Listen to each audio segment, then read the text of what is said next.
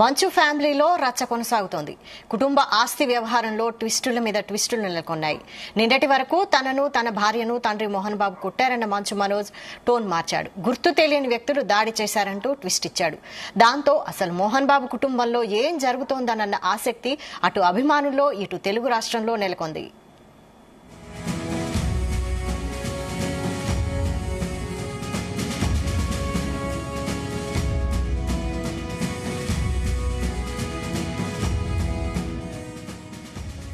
ఇక గుర్తు తెలియని వ్యక్తులు దాడి చేశారని, తనకు తన భార్య మౌనికకు ప్రాణహాని ఉందంటూ మంచు మనోజ్ పహాడీ షరీఫ్ పిఎస్ లో ఫిర్యాదు చేయడం, ఆ తర్వాత కొద్ది నిమిషాల్లోనే ఆయన తండ్రి మోహన్ బాబు రాచకొండ పోలీస్ కమిషనర్ సుధీర్ బాబుకు లేఖ ద్వారా ఫిర్యాదు చేయడం చర్చగా మారింది.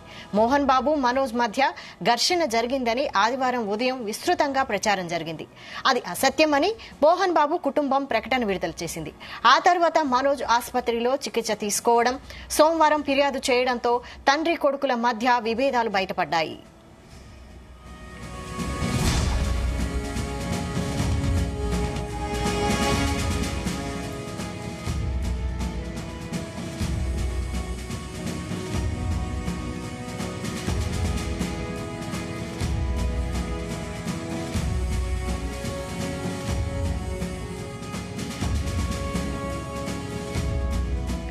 మనోజ్ తన ఇంట్లో అలజడి సృష్టించాడని మోహన్ బాబు రాచకొండ సిపికి రాసిన లేఖలో పేర్కొన్నారు.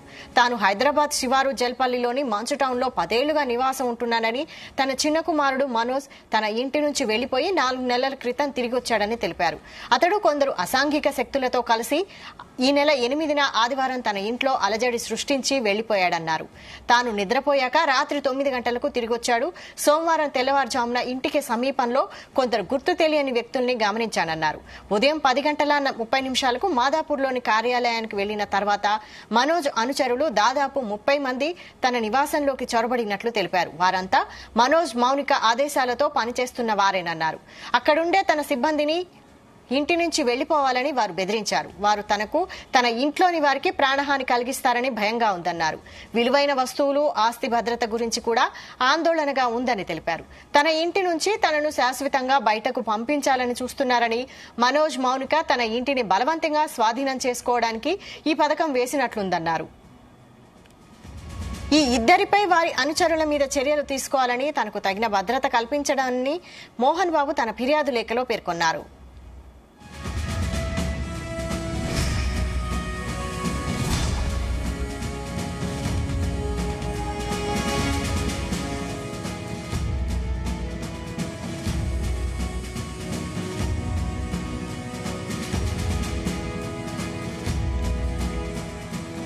మరోవైపు 10 మంది వచ్చి భార్య కుమారుడిని చుట్టుముట్టారని మనోజ్ అంటున్నారు.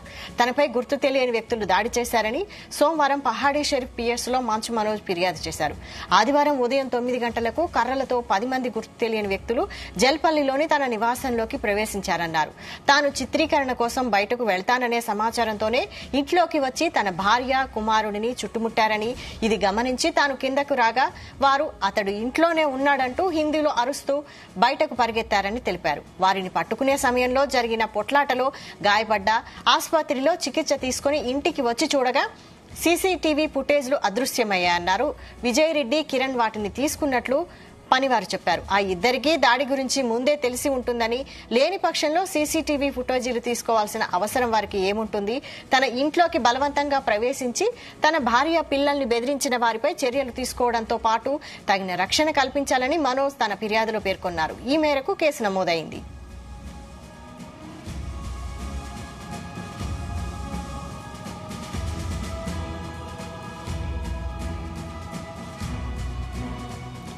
తన తండ్రి లేవనెత్తిన అంశాలు తప్పే కాకుండా తన పరువు మర్యాదలను కావాలని తీసే ప్రయత్నంలో భాగమన్నారు. తన గొంతు బలవంతంగా వినిపించకుండా కుటుంబంలో అనవసర కలహాలు చెలరేగడానికి చేసే ప్రయత్నం ఇది అని మనోజ్ పేర్కొన్నారు. 10 అంశాలతో కూడిన సుదీర్ఘ వివరణ ఇచ్చారు. తనకు న్యాయం చేయాలని కోరుతూ 2 తెలుగు రాష్ట్రాల ముఖ్యమంత్రులు, ఉప ముఖ్యమంత్రులను, తెలంగాణ డీజీపీని మనోజ్ తన పోస్ట్ కు ట్యాగ్ చేశారు. టాలీవుడ్ ఇండస్ట్రీతో పాటు తెలుగు రాష్ట్రాల్లో ప్రస్తుతం మంచు ఫ్యామిలీ ఇష్యూ హాట్ టాపిక్ గా మారింది.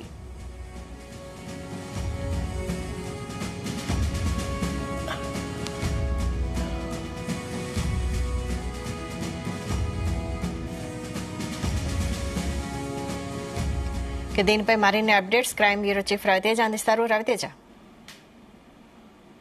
రాచకొండ సిపికి మోహన్ బాబు ఇచ్చినటువంటి ఫిర్యాదుపై కూడా రాత్రి 11 గంటలకు మోహన్ బాబు తరఫున వారి అనుచరులు ఫిజికల్ కాపీ పోలీస్ స్టేషన్ లో సమర్పించడంతో వారికి రావాల్సినటువంటి ఫిర్యాదు కాపీ అందుకున్నటువంటి వెంటనే పోలీసులు మోహన్ బాబు ఇచ్చినటువంటి ఫిర్యాదు పైన మంచు మనోజ్ తన భార్య మౌనికా రెడ్డి ఇద్దరి పైన పోలీసులు కేసు నమోదు చేసుకుని దర్యాప్తు ప్రారంభించారు.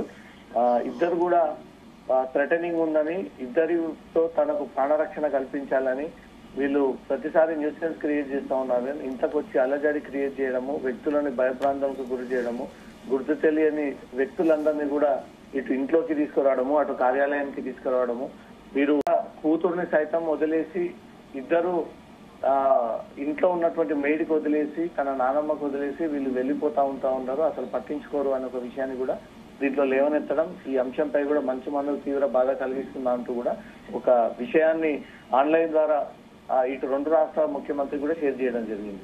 నిన్న మంచు మనోజ్ పాడిచేరి పోలీస్ స్టేషన్ లో 10 మంది గుర్తు తెలియని దుండగులు తన పైన దాడి చేశారని ఫిర్యాదు చేయడము, పోలీసులు కేసు నమోదు చేయడము, ఇమీడియట్ గా మోహన్ బాబు రాచకొండ సిపికి ఫిర్యాదు చేస్తూ ఈ మంచు మనోజ్ భూమా మౌనిక పైన తన ఇల్లుని కబ్జా చేసి ఇంటి నుంచి తనను పంపించేటువంటి ప్రయత్నాలు చేస్తా ఉన్నారంటూ కూడా మోహన్ బాబు ఇచ్చినటువంటి ఫిర్యాదు పైన కూడా పాడిచేరి పోలీసులు కేసు నమోదు చేశారు. 2 వైపుల నుంచి కూడా వచ్చినటువంటి ఫిర్యాదుల పైన 2 కేసులు నమోదు చేసి 2 వైపుల నుంచి దర్యాప్తు చేపడతా ఉన్నారు. సినీ నటుడు మోహన్ బాబు కుటుంబంలో గతంలో ఉన్నటువంటి విభేదాలు ఇప్పుడు బగ్గుమని బయటకు వచ్చినటువంటి పరిస్థితి ఏర్పడింది. గుర్తు తెలియని వ్యక్తులు తమపై దాడి చేశారని మనోజ్, మరోవైపు మనోజ్ తనకు ప్రాణహాని ఉందంటూ మోహన్ బాబు లేఖ ద్వారా రాచకొండ పోలీస్ కమిషనర్ కి, దీంతో మోహన్ బాబు కుటుంబ గొడవలు ఒక్కసారిగా బయటపడడము, మరోవైపు మంచు మనోజ్ ఎక్స్ వేదికగా నిన్న రాత్రి పోస్టు చేసి పారదర్శకంగా విచారణ చేపట్టి తమకు న్యాయం చేయాలంటూ కూడా ఈ విషయం అందరికీ తెలుగు రాష్ట్రాల్లో ఉన్నటువంటి ముఖ్యమంత్రులకు, డిప్యూటీ సీఎంలకు, ఏపీ హోమ్ మినిస్టర్ కి, నారా లోకేష్ కి ట్వీట్ చేస్తూ ఈ లేఖను తను పంపడం జరిగింది. మంచు మనోజ్ నా భార్య మౌనికపై మా నాన్న మోహన్ బాబు లేవనెత్తినటువంటి దురుద్దేశపూర్వకమైన తప్పుడు నిరాధారమైనటువంటి ఆరోపణలను ప్రస్తావించినందుకు నాకు చాలా బాధగా ఉంది. మా నాన్న లేవనెత్తిన అంశాలు తప్పే కాకుండా నా పరువు మర్యాదలను కావాలని తీసే ప్రయత్నంలో భాగం ఇది. నా గొంతు బలంగా వినిపించకుండా కుటుంబంలో అనవసర కలహాలు చెలరేగడానికి చేసే ప్రయత్నం ఇది అంటూ మనోజ్ ఈ విషయాన్ని లేఖ ద్వారా ఉన్నత అధికారులు ప్రభుత్వం దృష్టికి తీసుకెళ్లారు. 10 అంశాలతో కూడినటువంటి సుదీర్ఘ వివరణ ఇచ్చారు.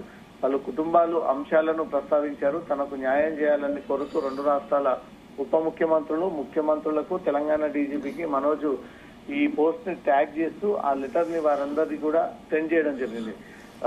తనపై, తన భార్యపై చేసిన ఆరోపణలు పూర్తిగా కల్పితం, ఎవరిపై ఆధారపడకుండా స్వతంత్రంగా సమాజంలో ఎంతో గౌరవంగా బ్రతుకుతున్నాం. ఆర్థిక సహాయం కోసం కుటుంబంపై నేను ఎప్పుడు ఆధారపడలేదు, ఎలాంటి ఆస్తిపాస్తులు అడగలేదు, అలాంటి ఆలోచన సైతం సరైనది కాదు అంటూ కూడా మంచు మనోజ్ ఈ లెటర్ లో ప్రత్యేకమైనటువంటి ఈ లైన్స్ అన్ని కూడా హైలైట్ చేయడం జరిగింది.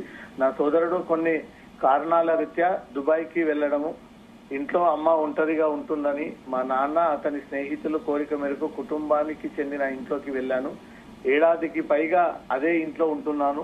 ఆ సమయంలో నా భార్య గర్భవతిగా ఉంది.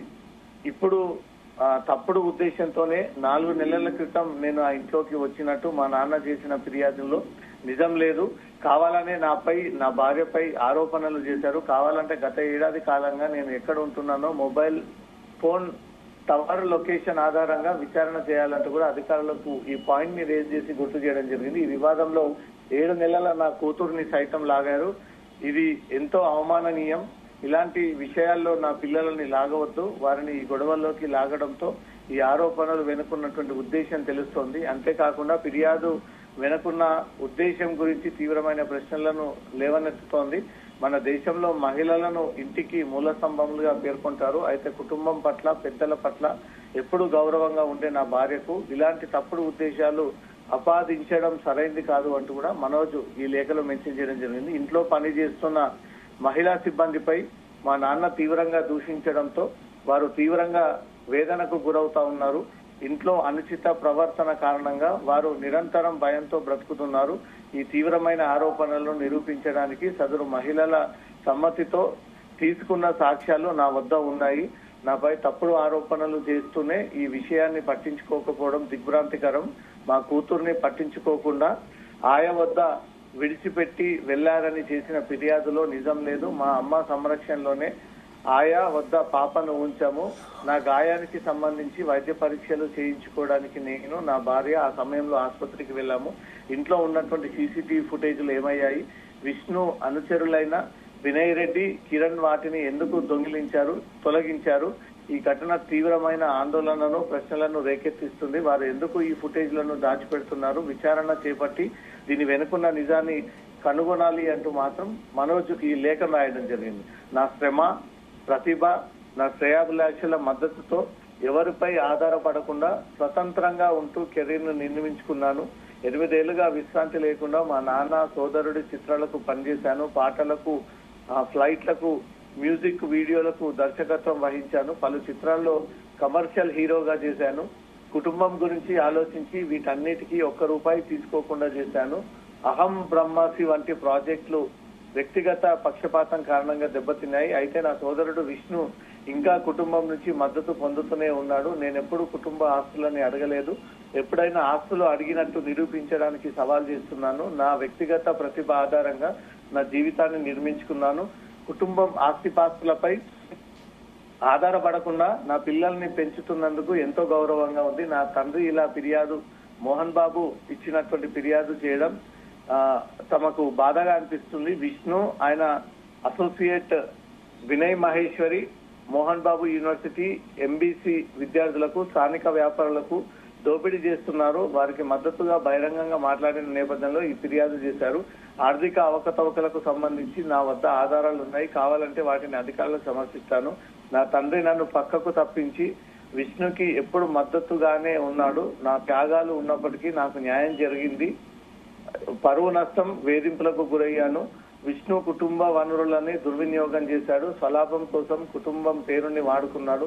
నేను ఎప్పుడు స్వతంత్రంగానే ఉన్నాను. కుటుంబ వివాదాలు పరిష్కారం కావడానికి నిజాయితీగా అందరి ముందు చర్చలు జరపాలని గత సెప్టెంబర్లో హృదయపూర్వకంగా మా నాన్న వేడుకున్నాను.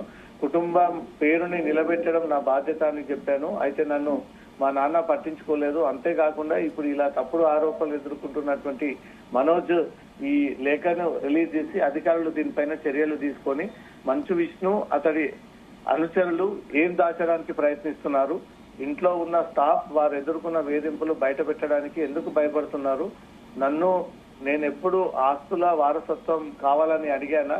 మన కుటుంబంలో డబ్బులు ఎవరు వృధా చేస్తున్నారు? నేనా, విష్ణువా? న్యాయం గెలుస్తుంది అంటూ కూడా నేను ఎప్పుడు సత్యం, న్యాయం, కుటుంబం ఐక్యత కోసం నిలబడతాను. చిన్నతనంలో మా నాన్నగారు నాలో స్ఫూర్తి నింపింది. అది నేటికి నాకు మార్గదర్శకమే. కుటుంబం పేరును కాపాడడం, ఆర్థిక విషయాల్లో పారదర్శకతను నిర్ధారించడం, మాపై ఉన్న నమ్మకాన్ని కాపాడటం నా బాధ్యత. ఇది వారసత్వం లేదా ఆస్తికి మాత్రమే సంబంధించిన విషయం కాదు. ఇది నిజం, న్యాయానికి సంబంధించింది.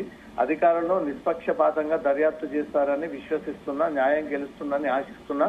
నాకు, నా కుటుంబానికి మద్దతుగా నిలుస్తున్న వారికి ధన్యవాదాలు.